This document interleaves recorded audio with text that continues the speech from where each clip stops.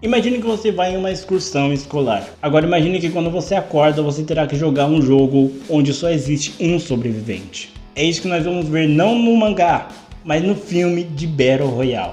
Você deve ter olhado no título do vídeo e perguntado por que remake. Pra quem não sabe, eu já trouxe a história desse filme aqui no canal, só que acabou levando um strike da Toei. Então eu tô refazendo ele e eu vou tentar mudar algumas coisas para eu não ter esse tipo de problema de novo. Mas se vocês quiserem saber a história do filme de Battle Royale, digo pra você curtir o vídeo, se inscrever no canal, comentar se vocês preferem o mangá ou o filme, eu já adianto, o mangá é muito melhor. Também não esqueça de compartilhar esse vídeo para algum amigo seu que possa gostar da história desse filme, desse mangá ou desse canal. Mas então é isso, eu digo pra vocês sentarem, porque a história vai começar agora.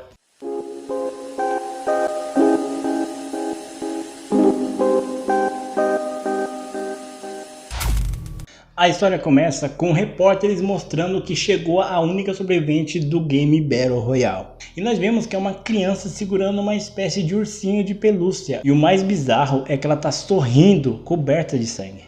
Um tempo depois, nós vemos o passado do Shuya, mostrando que o pai dele acabou se enforcando e deixando apenas uma mensagem: você consegue. Um tempo depois nós vamos até a escola do Shuya, onde nós vemos que tem lá Noriko e o amigo dele, o Nobu. Acontece que o Nobu acaba esfaqueando a perna do professor que está ali durante uma confusão e que a Noriko acaba escondendo aquele canivete. Depois disso é dito que, obviamente, o professor saiu daquela escola, eu ia falar fugiu, né? Um tempo depois mostra que todo mundo ali tá indo pro tal passeio escolar deles de ônibus. Acontece que quando eles passam por um túnel, uma espécie de gás é lançado fazendo com que todos durmam. Só que diferente de todos, o Shuya acorda no meio do caminho. Só que uma mulher de máscara acaba nocauteando ele. Quando eles acordam, eles estão todos numa espécie de sala de aula com bizarros colares ali no rosto. É quando chega esse tal professor deles e ele começa a explicar o que está acontecendo ali. E é revelado que aquele professor é o Kitano, o mesmo que o Nobu esfaqueou anteriormente. Ele fala que vai explicar o que está acontecendo ali, só que tem toda aquela confusão, toda aquela mucuvuca, é ótimo. Toda aquela confusão, as pessoas se exaltam ali, começam a gritar e tal. E é quando militares chegam ali mostrando o corpo do professor deles que ia levar eles para essa excursão. Obviamente todos ali ficam mais agitados ainda, só que os policiais começam a dar tiros para tentar acalmar a situação, né? E é quando ele coloca uma mulher na televisão que ela começa a explicar como que vai funcionar esse jogo. Acontece que tem uma confusão ali onde ele acaba matando uma garota simplesmente por ela estar cochichando ali. Por conta disso todo mundo fica bastante assim agitado e os policiais que estão ali eles acabam dando um tiro na perna da Noriko, fazendo com que o Nobu tente atacar o professor dele. O professor dele obviamente reage e acaba pressionando um botão que faz com que o colar que o Nobu está usando exploda. Com a morte do Nobu, o Shuya ele fica extremamente chocado com isso e tenta atacar o professor também, só que acabam segurando ele. A mulher do filme termina explicando que todos ali estão ali naquela área, todo mundo vai ter as armas aleatórias assim nas bolsas deles e que toda vez vai só um alarme mostrando os pontos, digamos assim, de perigo. Se eles estiverem nesses pontos, aquele colar explode. Depois disso, eles começam a distribuir as bolsas e é quando o Shuya pega a bolsa dele e sai. Só que antes disso, ele fala para Noriko que vai esperar ela do lado de fora. Quando ele sai daquela escola, ele encontra uma garota que vem na direção dele com uma flecha no pescoço. Cara, para imaginar a situação. Você tá com dor de garganta, já é difícil de você falar. Agora imagina você ter a capacidade de levar uma flechada na garganta e você conseguir pedir ajuda. Isso é tão bizarro que eu não consigo nem imaginar como as pessoas gravaram isso e falaram: boa, tá ótimo, manda bala.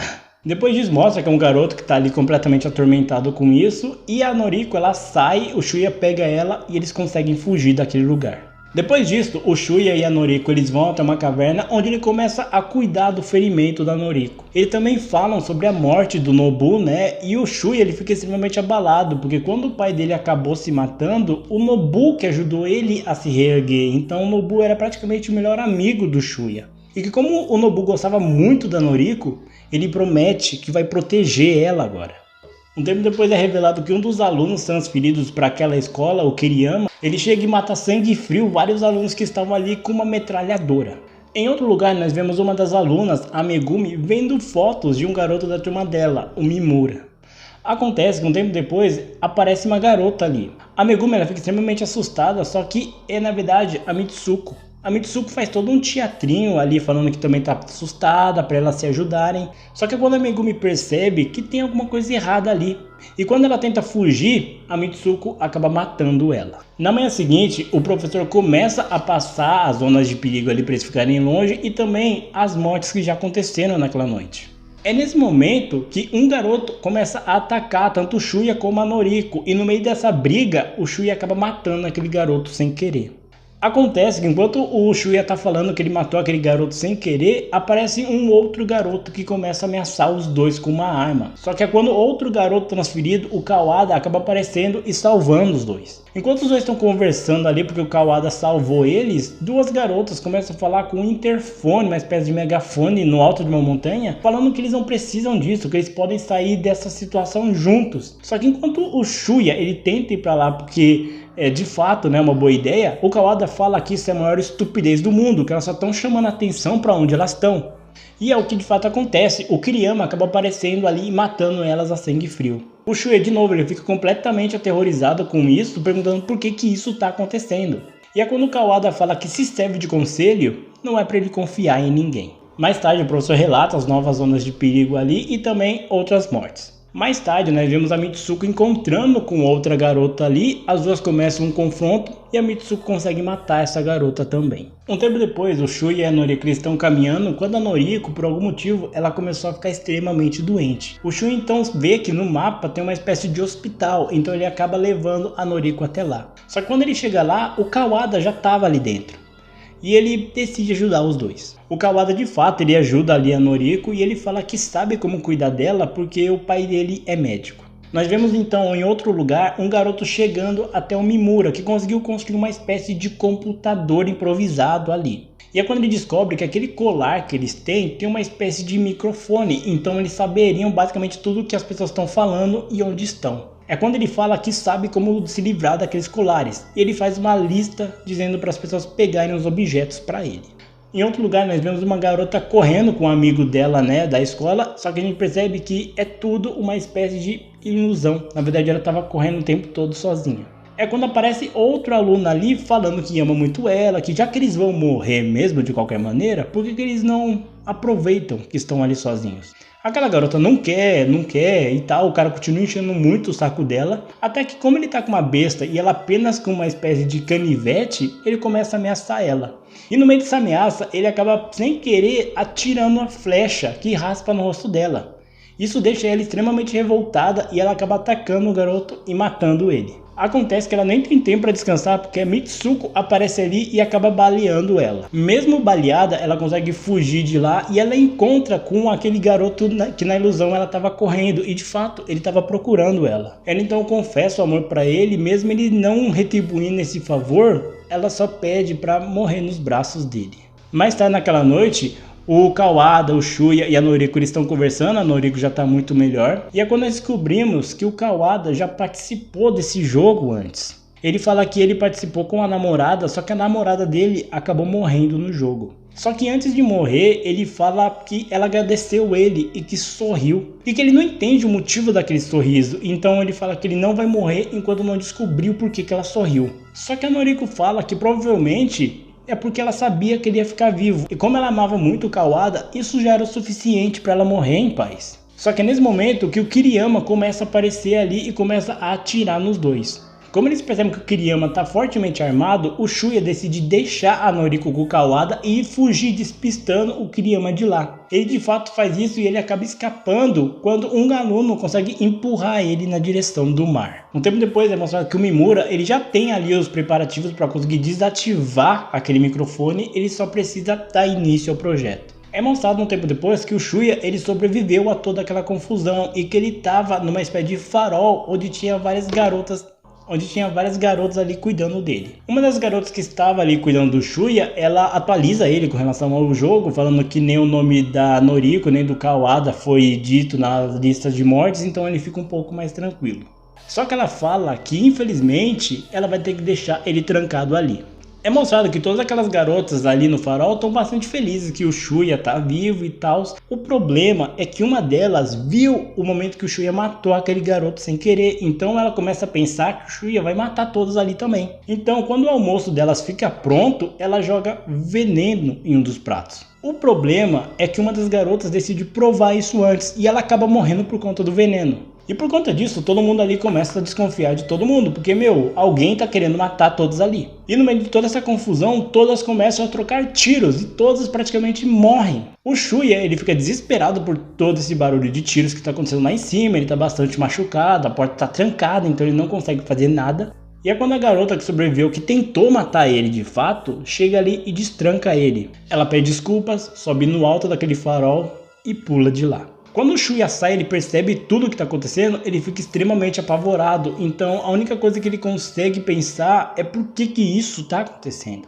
Um tempo depois é mostrado que o Kawada tá de fato cuidando da Noriko e por algum motivo ela tá sonhando com o professor dela, o Kitano, que tá organizando todo esse jogo. É mostrado também que o professor Kitano, ele tenta conversar com a filha dele por telefone, só que aparentemente eles não têm uma boa relação, praticamente a filha odeia ele. O Shuya então ele começa a caminhar, mesmo todo machucado, para o local onde eles tinham combinado de se encontrar. E é quando nós vemos ele se lembrando dos últimos dias com o pai dele. Ele estava num restaurante com o pai dele, quando o pai dele não parava de reclamar que não conseguia emprego. E que até mesmo eles saíram daquele restaurante sem pagar nada depois disso. E um tempo depois, o pai dele acabou tirando a própria vida. A Noriko, como ela está bastante preocupada com o Shuya, ela decide não ficar mais ali esperando o Shuya, então ela decide sair de lá e encontrar com ele pessoalmente. O Kawada tenta, obviamente, impedir ela, só que ela é muito rápida, e é quando ela encontra a Mitsuko na frente dela. Acontece que o professor Kitano aparece ali com ela. Ele está segurando um guarda-chuva porque está chovendo, e quando a Mitsuko vê ele, ela simplesmente foge. Ele conversa um pouco com a Noriko e é quando o Shuya chega ali. Ele está extremamente machucado, extremamente cansado e ele acaba apagando ali na frente deles. O professor Kitano então entrega o guarda-chuva para Noriko e vai embora. É mostrado um tempo depois que o Mimura conseguiu desenvolver aquele projeto para hackear todo o sistema daquele jogo do governo e ele de fato consegue isso. Quando eles começam a organizar as coisas para fugir ali daquela ilha, já que de fato eles não teriam mais problemas com o colar, o Kiriyama aparece ali. O Kiriyama começa a matar todo mundo que tá ali e é quando o Mimura, num ato de desespero para tentar parar o Kiriyama, ele decide detonar uma bomba que ele fez ali. Quando o Shuya, o Kawada e a Noriko chegam lá, que eles tinham combinado de se encontrar naquele local, eles percebem que todo mundo tá morto. Só que o Kiriyama ainda tá vivo. O Kawada então decide enfrentar o Kiriyama e nesse conflito ele consegue vencer o Kiriyama. Um tempo depois o Kawada, o Shuya e a Noriko chegam até um ponto onde o Kawada diz que eles conseguiriam fugir. Só que nesse momento ele simplesmente mostra a arma para eles. Ele disse lá no início para ele não confiar em ninguém. E ele apenas tentou fazer todo esse teatrinho para ganhar a confiança dos dois, para os dois serem os últimos, porque ele percebeu que eles eram extremamente fracos, eles não matariam ele de maneira nenhuma. E que dessa maneira ele poderia matar os dois sem muita dificuldade. E é isso que ele faz. Como o jogo terminou, todo o exército, marinha, todo mundo sai ali da ilha, deixando apenas o professor Kitano e o Kawada, que é o vencedor. Ele junto com o Kawada vai até uma sala onde eles ficam e ele percebe que ele tinha uma espécie de obsessão doentia pela Noriko. Só que é nesse momento que tanto o Shuya como a Noriko aparecem ali. O Kitano ele fala que ele já imaginou que eles estariam vivos porque o lugar que ele ficou era muito específico, era o único lugar onde eles não conseguiam ver direito pelos satélites. Eles então veem aquela bizarrice que o Kitano fez, do desenho da Noriko sendo a única sobrevivente no jogo, e ele começa a pressionar o Shuya para matar ele. O Shuya, ele, obviamente, ele não tem coragem de fazer isso, só que quando o Kitano aponta uma arma para ele, o Shuya acaba reagindo, só que na verdade aquela arma era uma arma de água. Todo mundo ali fica feliz porque aparentemente tudo terminou, né? Só que acontece que nesse momento, mano, essa cena é inacreditável. Nesse momento, o telefone do Kitano toca. Ele se levanta todo baleado como se nada tivesse acontecido, atende o telefone que é a própria filha dele, manda a filha dele pro inferno, come o biscoito que tinha ali na mesa e morre. Ele simplesmente morre. Mano, quando eu vi isso, eu basicamente... Deixa quieto, vamos seguir com o vídeo. O Kawada ele consegue uma espécie de barco onde eles conseguiriam fugir daquela ilha. E é revelado que ele foi baleado naquela batalha com o Kiriyama e que ele já tá bem fraco, ele vai morrer em breve. Ele então deita ali no barco e ele fala que se eles seguissem aquela rota que ele colocou, eles chegariam na cidade em breve. Só que ele fala que ele tá muito cansado, ele só quer descansar. E no momento de morte ele percebe o porquê a namorada dele morreu com aquele sorriso, porque de fato era o que a Noriko tinha dito. Só o fato deles terem sobrevivido já é o suficiente para ele. É revelado que tanto o Shuya como a Noriko, eles ficaram procurados por assassinato e agora eles vão ter que passar a vida inteira fugindo. E é dessa maneira que acaba a história do filme de Battle Royale. Vamos lá, terceira vez que eu tô tentando gravar isso aqui, então vamos ver se agora vai. Bom, o filme de Battle Royale, Vamos lá, o que eu posso dizer desse filme? Ele é um filme que eu não sei se é porque eu assisti ele muito tarde, se não me engano esse filme é dos anos 2000, mas eu achei esse filme muito decepcionante. A história de Battle Royale ela é muito mais do que jovens se matando, ela é uma história de drama e eu acho que isso esse filme não conseguiu pegar. Por quê? Vamos lá, se você pegar a história principal, o que dá início da história, que é o Shuya, o Nobu e a Noriko, a história já começa errada por aí. Por que eu digo isso? Pensa comigo.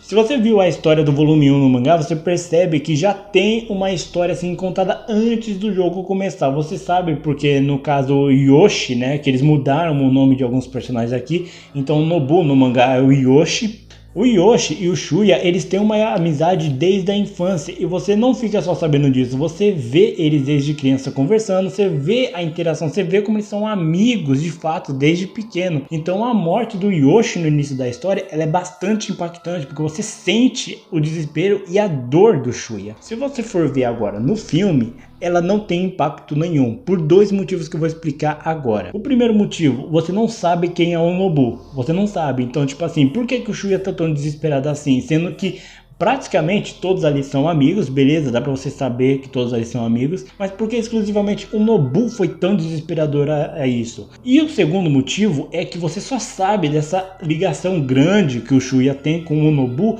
quando ele morre, então você não sente a paulada, porque só depois você fala, pô, então os caras eram amigos desde criança, caramba, né, beleza.